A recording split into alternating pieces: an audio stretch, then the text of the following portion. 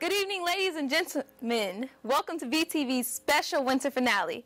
I'm Makayla Boyd, and tonight will be our last episode of the semester. But we will be back next semester for more fun. Tonight is also a very special episode because it is the first time we are streaming our show on campus on Channel 51.1.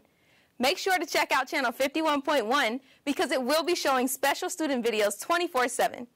On this episode of BTV, we will be interviewing the Wellness Center, discussing different winter festivities, and much more.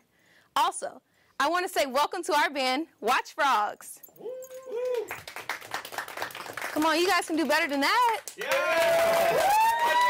Thank you. So, tell me a little bit about your band. How did you guys form? Well, actually, Drew could probably tell you a little more. Well, we all went to high school together, and this is actually my brother, so, of course, we all just kind of had been playing music for a while, and we're like, might as well start a band. I mean, we all play instruments.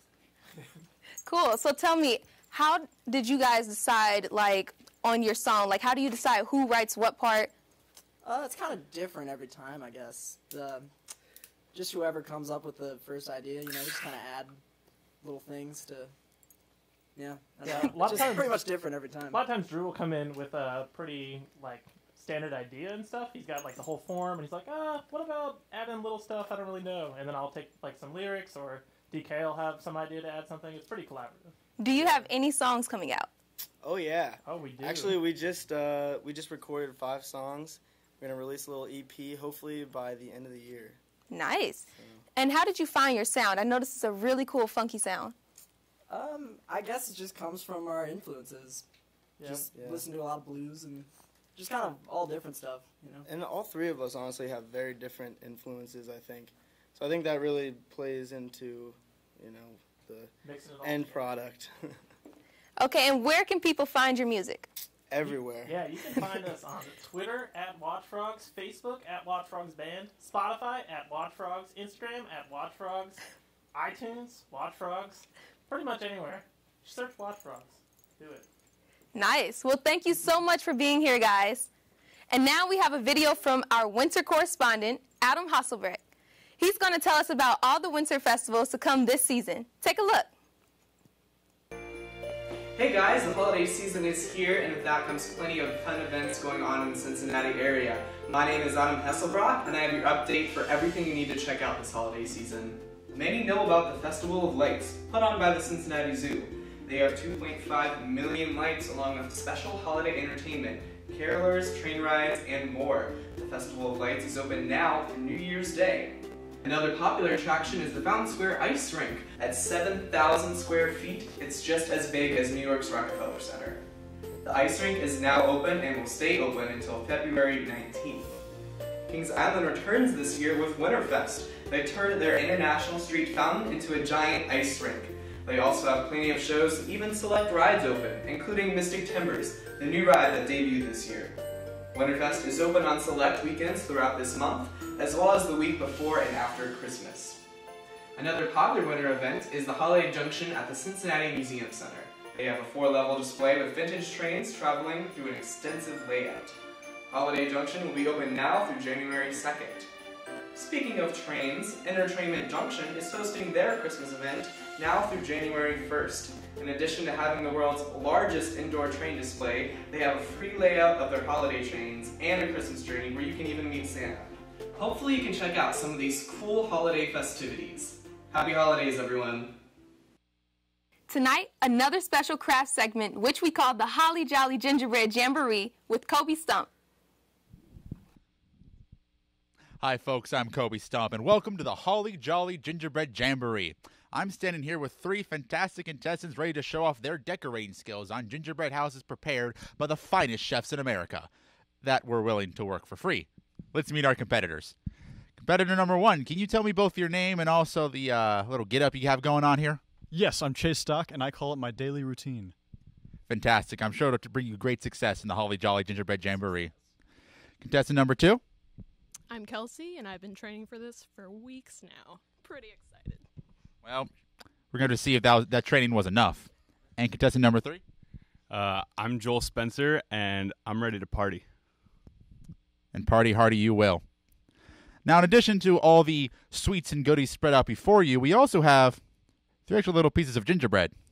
You will have to make sure that you incorporate all the pieces given to you, including your extra piece, into your design.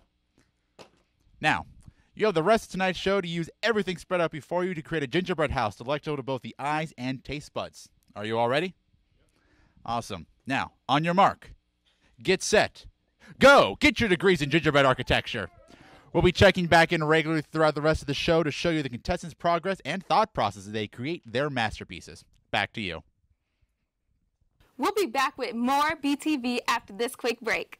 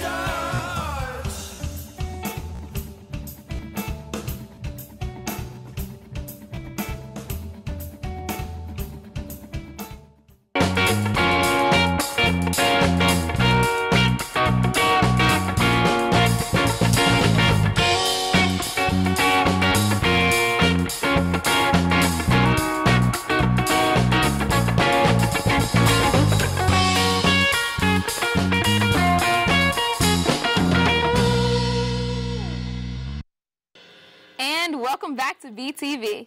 We are now joined by Cassidy Frew and Blake Shimony. So, Cassidy, you're here to talk about games today. What games are on your radar? Well, fall is a good time for games, Makayla. And November itself is when a lot of good games come out. For example, Battlefront 2 and Pokemon Ultra Sun and Ultra Moon just came out a couple weeks ago. There was a lot of hype for both franchises, but Battlefront 2 had a bit of a hiccup about a week before its launch. Basically, special characters like Luke Skywalker, Princess Leia, and Darth Vader weren't already unlocked in the original Battlefront. Instead, you had to earn the characters through credits. Credits aren't too easy to come by. In order to get Luke Skywalker or Darth Vader, you'd have to play 40 hours of the game to get each individual character. But makers of the game offered an alternative. Everyone's favorite part of gaming, microtransactions. You see, Battlefront 2 had a big reliance on loot boxes. For the non-gamers listening, loot boxes are packages you can buy to get clothes or little upgrades for your characters. Anyway, they weren't really supposed to affect the game, but the loot boxes in Battlefront 2 actually give you an advantage over other players in the game. For my fellow gamers around me, they know what this means. Pay to win. So, you could get for about $5 to $100 packages, and you can buy these loot boxes, then gaining credits and upgrades that increase your abilities in the multiplayer. As you would expect, fans of the series were outraged when they heard of this, and many have canceled their pre-orders. This is when, and only when, after the outrage, that the creators, EA, decreased the amount of credits needed to unlock the favorite characters by about 75%. However, they also made it so that finishing the story mode got you 5,000 credits instead of the prior 20,000 credits. You know, to make it fair. Also, in response to this, EA temporarily stopped the loot boxes, but as the loot boxes are so central to the game, I'm sure they'll be coming back very soon. But I shouldn't just talk about Battlefront. There's also a bunch of other games that came out that deserve talking about. For example, Ultra Sun and Moon. Both games look pretty cool so far, and I've heard Team Rocket and Giovanni are back from the first games. There are other gen bosses as well to fight, but they aren't important. Giovanni is back, and apparently an LGBTQ supporter. Yeah, you wear that rainbow. Also, Mario Odyssey came out about a month ago and has received glowing reviews. Some places even stretching to say that it's one of the best Mario games ever made. I mean, you get to be a dinosaur. What's not to like? Also, Mario's nipples are confirmed. Please explain your last comment. Well, you see, there's a part of the game where you can dress up Mario, and in it he's only wearing pants in one of his costumes, so he's got his nipples out, and a lot of people were like, wait, what? Because until a little while ago he's only been a few pixels on a screen, and people were like, this is so crazy, and it was a big joke in the community, basically. Well, let's move away from Mario's nipples. So it seems like it's not going well for EA. Yes, as I said, a lot of people were angry. A lot of pre-orders were canceled. They lost out on a lot of potential money, so, you know, they made the steps and they got rid of the loot boxes for a little while. And in fact, a good indicator of how mad people were is that on Reddit, when EA tried to defend itself in the loot boxes that they made, it became the most disliked post on Reddit's history, and it's the 7th most visited site in the world, so that was a lot of people. I think it was around 700,000 people downvoted it. It was crazy. It sounds crazy. And Blake, you went to Brain Candy. Tell us how that went. That sounds extremely fun. Thank you, Makayla, and hello, BTV. Tonight I'll be discussing and giving a personal review of the live-action and hilariously thoughtful show Brain Candy Live, which was presented last night at the Arnoff Center, just down the street from us here in downtown Cincinnati. For those of you who don't know, Brain Candy Live is an informative and engaging show aimed at teaching audiences science factoids, as well as sparking interest and curiosity about the world we live in. The hosts are Mythbusters' very own Adam Savage, as well as the YouTube celebrity and star of Vsauce, Michael Stevens. Brain Candy was a full 2.5 hour long show, so instead of boring you with the nitty-gritty details, I'll just present some of the highlights I felt most notable. The main topic of the show was air, and this was most notable when Adam shot a homemade air Zuka into the audience, projecting a massive 10-foot smoke ring out of a DIY cut-up trash can-looking vape thing. It was pretty nifty. A skill that was taught to the audience was how to make a rainstorm sound effect using nothing but your hands and feet. If you and at least one other person snap your fingers, rub your hands, clap 2 fingers together, and stomp your feet all at the same time, it will sound almost exactly like a hurricane. Thunder and lightning sound effects were added to more properly demonstrate this fact and prove its validity. I'm a bit of a geek, so hearing and learning this really caught me off guard and amazed me. Finally, towards the end, select audience members got to go up on stage and participate with demonstrations and experiments. One of the funniest and most creative demonstrations was when they inflated a real-life hovercraft, brought up a little girl from the audience, set her on top, and then pushed the craft along with her back and forth in a literal game of real-life Pong. Amazing. The rest of the show was chock full of storytelling and history about Adam and Michael's personal lives. A quick intermission was followed by a Q&A in which Adam and Michael both answered audience questions through Twitter. The only catch was that you had to tweet a selfie with your question in order for it to get answered. Sadly, my "is water wet" question didn't get chosen. shake my head. Overall, this show was excellently put together. It was full of laughs and mind-blowing facts and memorable moments for people of all ages. Last night's show was the 70th time Brain Candy went live this year, and checking their schedule, it's still due for about another 20 more showings. Like I previously said, the show was last night, and unfortunately it won't be playing in the Cincinnati area anytime soon. However, if you do feel compelled to go, I do believe there is an Upper Kentucky showing this weekend, and I would highly recommend checking it out.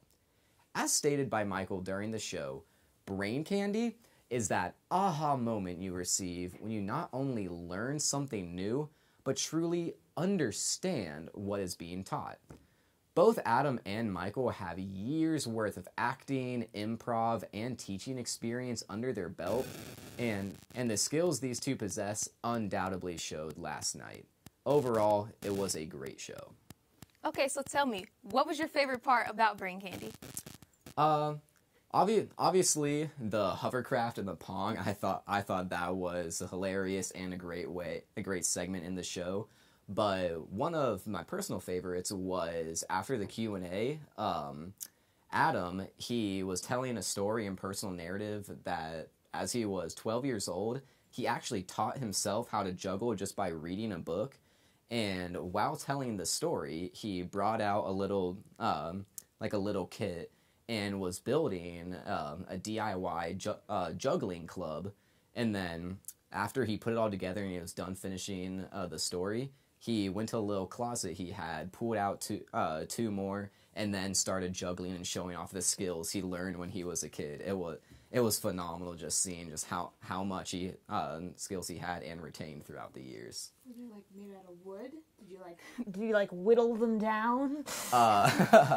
It was the main body of it was practically like a 2-liter bottle, and then some dowel rod, and then a bunch of multicolored duct tape that just went around so you can see as it spun and flipped all the different ways it spun, and it was just cool seeing all the science and just geekiness that was going on. Well, thank you guys. It was very interesting learning about the different games out there and learning about Brain Candy. And now, let's check back in with our Holly Jolly Gingerbread Jamboree. Hey folks, this is Kobe Stump checking back in with the Holly Jolly Gingerbread Jamboree.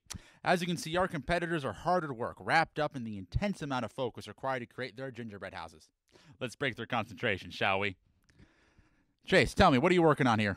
Well, I wasn't going to be tardy to this party, so I decided that I was going to make a giant flying ship. But I'll have to tell you what's special about it after. I'm looking forward to it, man. Kelsey, what about you?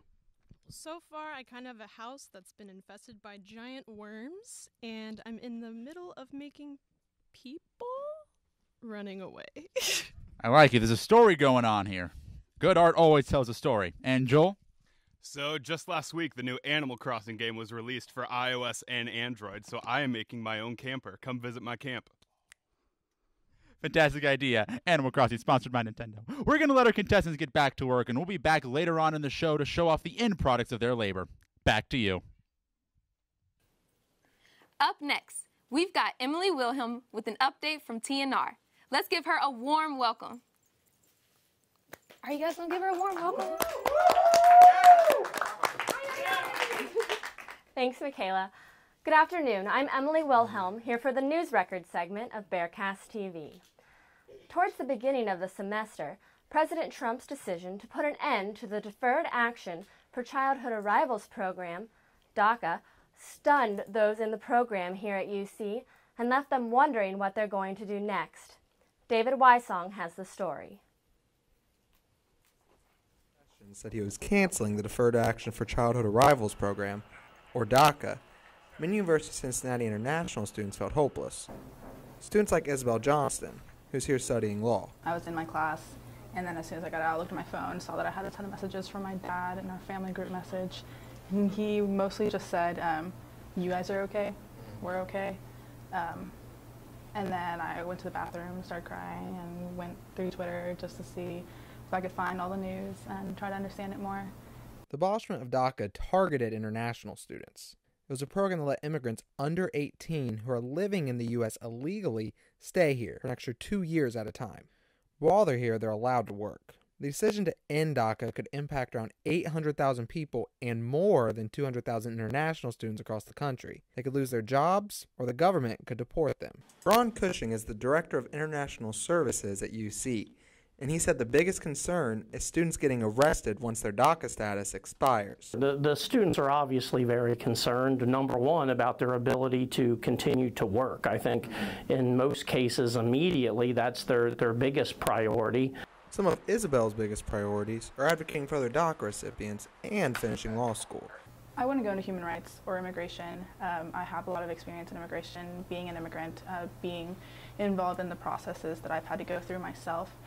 The steps to get there could be difficult, but after meeting with legislators in Washington, D.C. last month, Isabel said that she is still hopeful. David Wysong, Bearcast News. Our next story today features a University of Cincinnati alumni who is already making her way in the world. When University of Cincinnati alumni Megan Sullivan began her schooling here at the Design, Art, Architecture, and Planning College, she knew she had a passion for fashion, but also felt herself being drawn to the medical field. So, she channeled her interests and created a clothing line for women who've had mastectomy surgery, a procedure her family knows all too well.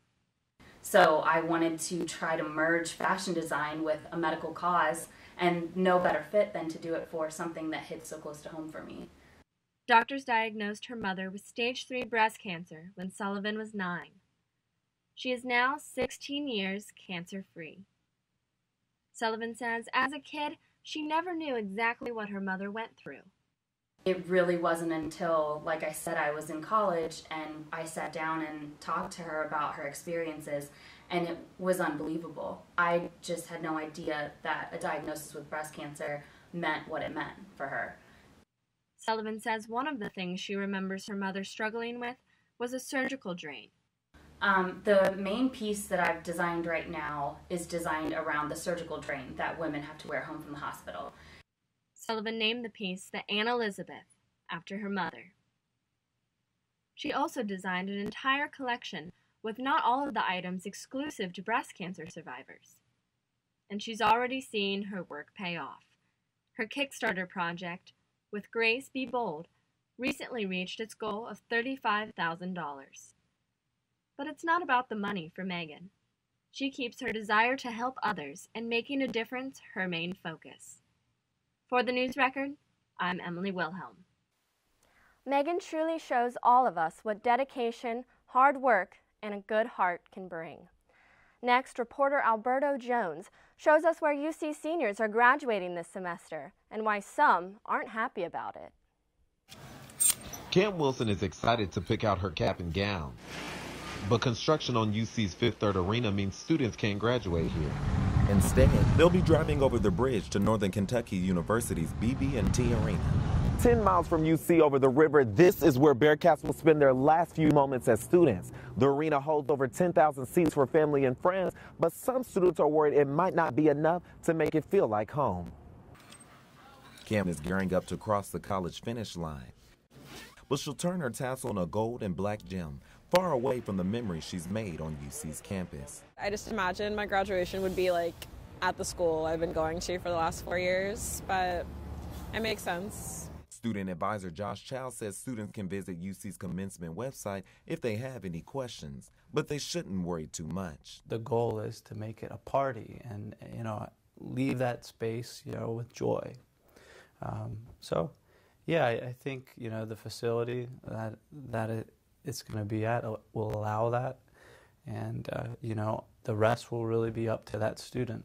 Home wasn't built in a day, but neither was Cam's degree. If you're graduating, you're probably still going to go graduate. It's just like an inconvenience. Administrators say students can expect to graduate at Fifth Third Arena this time next year. For Bearcats News, Alberto Jones. Now for Bearcat Sports News.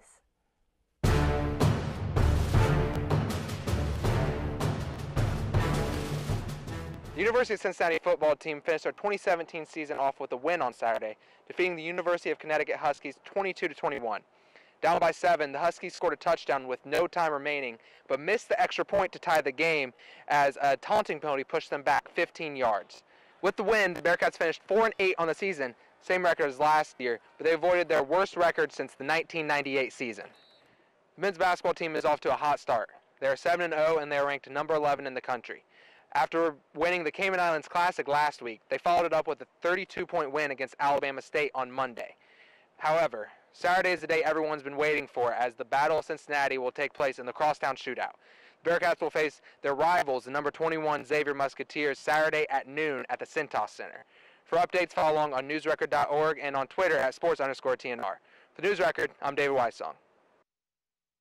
Thank you, Emily. You and the News Record have done amazing work this semester, and we look forward to seeing you and what you have for 2018. Now let's check into our Holly Jolly Gingerbread Jamboree contestants. Hello again, I'm Kobe Stump, and we're just about at the end of the Holly Jolly Gingerbread Jamboree. All right, contestants, stop working on your houses in 3, 2, 1. Put down your decorating tools. Let's see what the final products look like. Chase, tell us what you got here. All right, imagine this. You're a little guy made of chocolate, and your entire family is on a planet that's exploding, and all you need to do is escape. So you and your family jump on this Chase. It has a little C on here. Jump onto an intergalactic spaceship that's self-sustaining. It has internal heating and cooling. I even put like little wires between things and a little ball pit. Yeah, and then it's solar powered. You can tell because the solar panels are shaped like a sun. I used white and yellow sprinkles. It's really exciting, but okay, so you're going through space and you're self-sustaining and your chocolate family wins. You live to see another day. I look forward to seeing all of that in the next Superman movie. Kelsey, what about you? Tell me what story you got going on here. As you can see, this is a massacre of giant worms attacking this family's home, and I made little people, and one guy lost an arm, and they look really scared, but yeah, that's about it. So tragic. We will always remember the victims of the Great Worm Massacre of 2017. And Joel, tell me about this camper sponsored by Nintendo. All right, so the cast of Breaking Bad decided to take a trip to my RV. So right here we have a little table. I don't know if you folks at home can see this, but we have a table with their blue Heisenberg product on top of the table. A lot of work was put into this design. Once again, come friend me on Animal Crossing. I really need the kudos. Thank you. I like the cross-marketing you have going on for BTV. First Animal Crossing, then Breaking Bad. Very appreciative from all of us. All right, so you all have some fantastic-looking houses. If there can be only one winner. Now, we're going to have to wait to hear from our unseen, shadowy council of Holly Jolly Gingerbread Jamboree judges to learn what the winner is. We'll be right back in just a few minutes with the final winner, so stay tuned. Back to you. Thanks, Kobe. We'll be right back with interviews from the Wellness Center and the UC Police's K-9 unit. Stay tuned.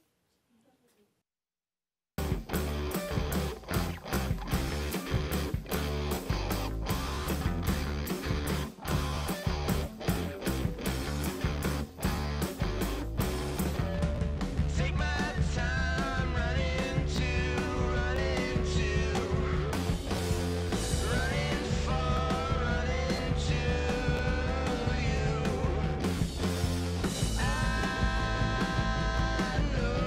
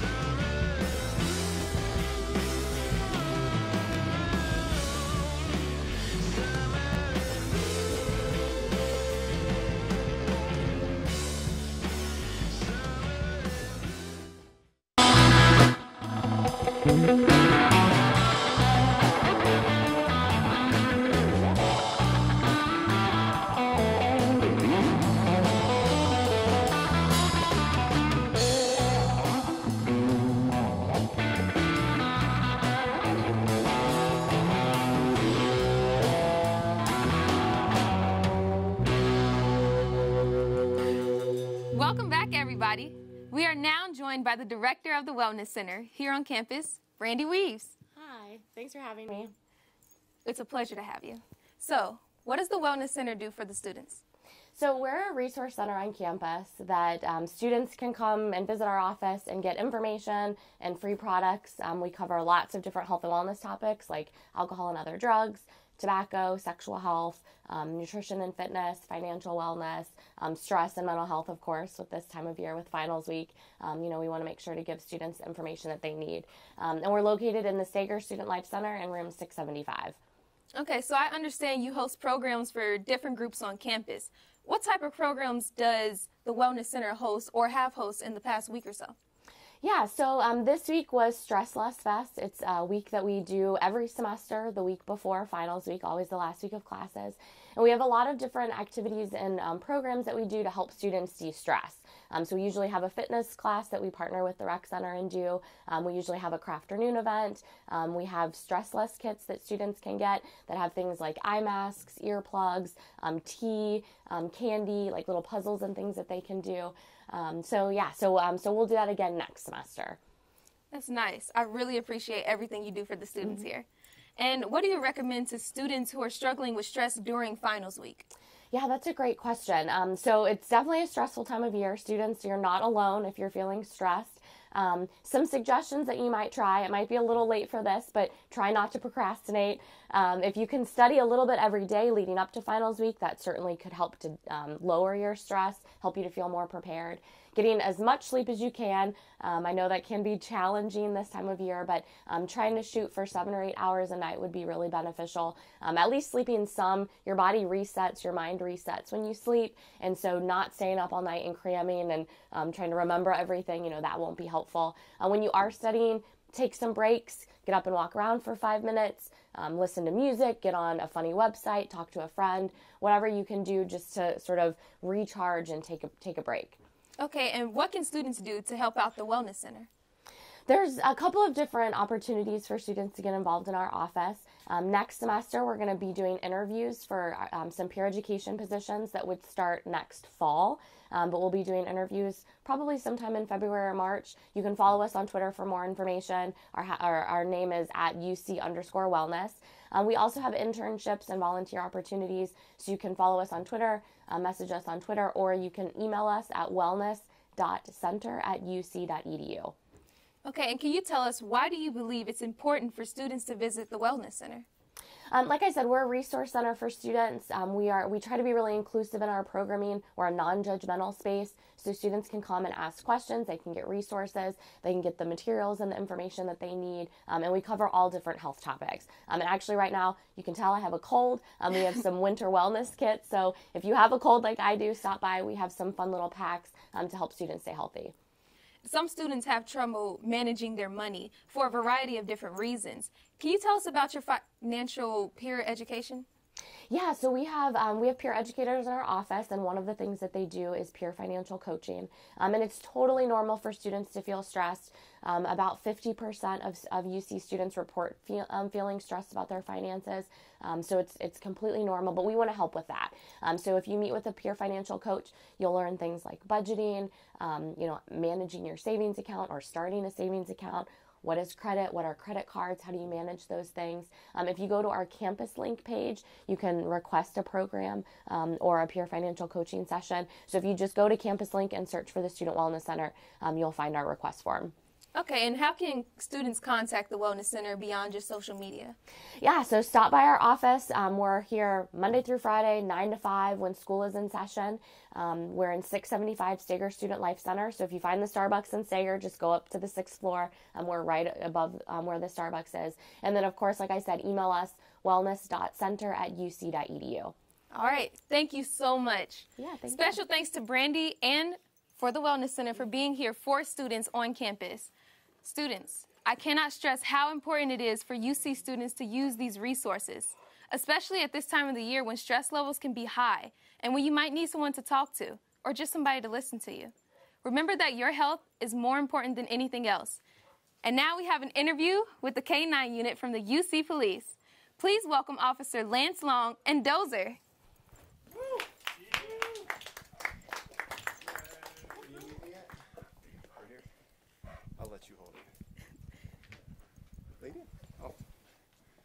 Dozer, would you like to say a few words? Yeah, no.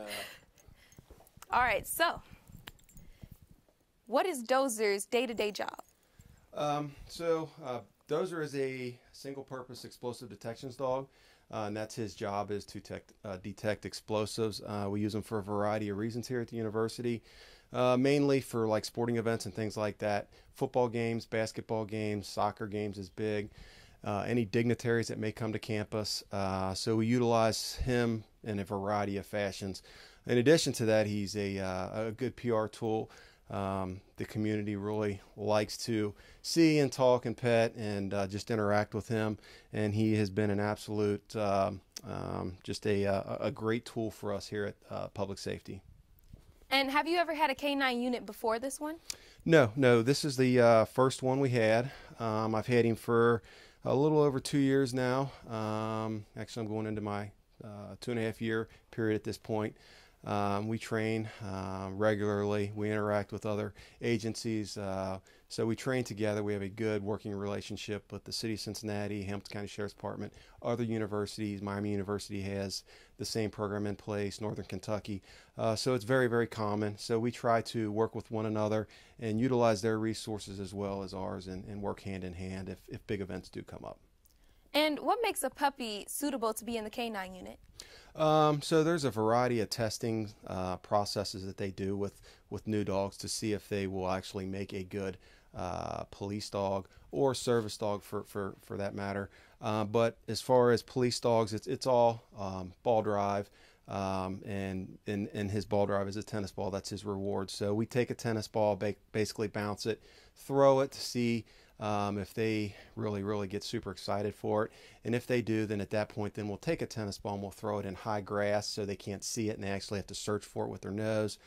So once we get through that phase, then there's some other things we do to see if their social skills are there, because this type of dog, his social skills have to be very, very good because we're in large crowds, we're around people all the time, other animals. So there's a lot that really goes into the selection part of it. And what's the reaction from fellow students when they see Dozer? Oh, they love him. Probably the majority of the students that know him know his name, and they don't know me, and that's okay. I'm just the guy that holds the leash and lets everyone interact with him. But yeah, the response has been phenomenal. The student interaction, every time I get him out and walk him around, I'm stopped by multiple students that just want to ask questions and interact. And, that's what we want. We want students to feel comfortable with approaching us and asking questions. Well, thank you, Dozer. It's nice to meet you. You're welcome. And thank you, Officer Long. And I would like to say that I am so happy I got to meet you guys today because I haven't seen you on campus before. Yes. And now, an exclusive performance from our amazing band tonight, the Watch Frogs. They're playing their original song, Sugarcane. Hopefully that was good. You were great. Great questions. All right.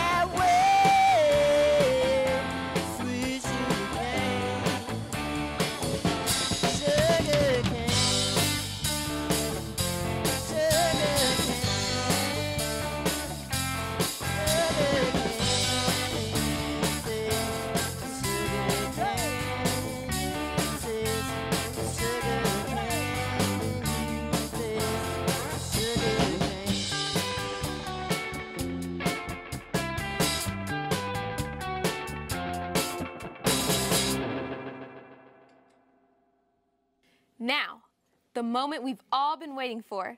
Let's find out who won our Holly Jolly Gingerbread Jamboree.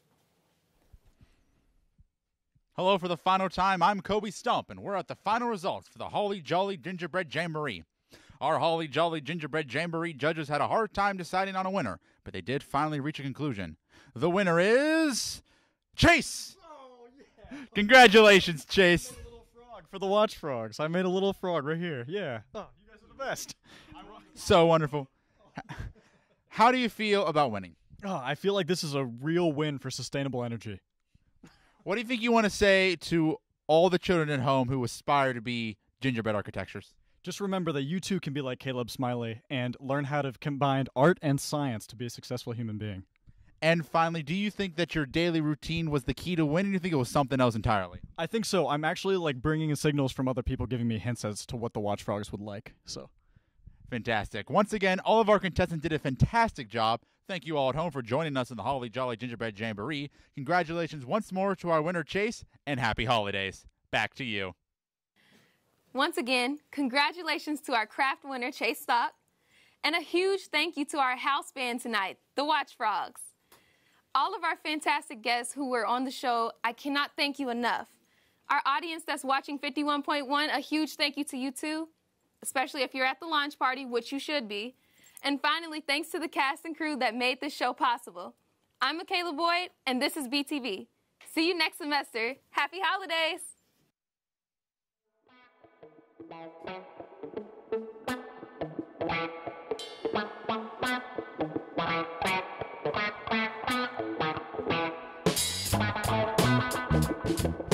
Thank you.